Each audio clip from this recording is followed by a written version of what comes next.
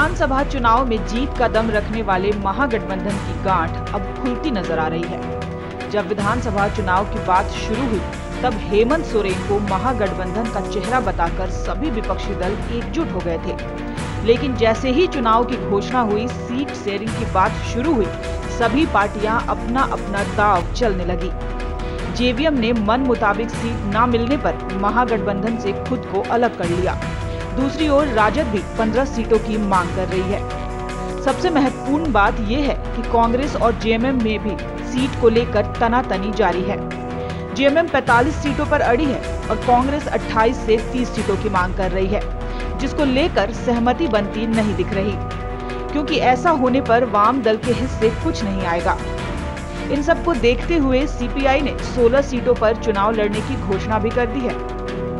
पहले चरण के चुनाव के लिए तो अब नॉमिनेशन भी शुरू हो चुके हैं और अब तक महागठबंधन किसी नतीजे पर नहीं पहुंच पाया है। इसलिए सूत्रों के हवाले से ऐसी खबरें आने लगी हैं कि अब जेएमएम और कांग्रेस की दोस्ती में दरार देखने को मिलेगा। अगर ऐसा हुआ तो लोकसभा चुनाव के बाद से ही ये दोस्ती हम नहीं तोड़ेंगे का नारा देने वाली ये दोनों ही पार्टियां क्या अलग अलग चुनाव लड़ेंगी। अगर ये सच हुआ तो हम सब जानते हैं कि दो की लड़ाई में फायदा हमेशा तीसरे को होता है और इस लड़ाई का फायदा होगा सत्ता पक्ष यानी बीजेपी को।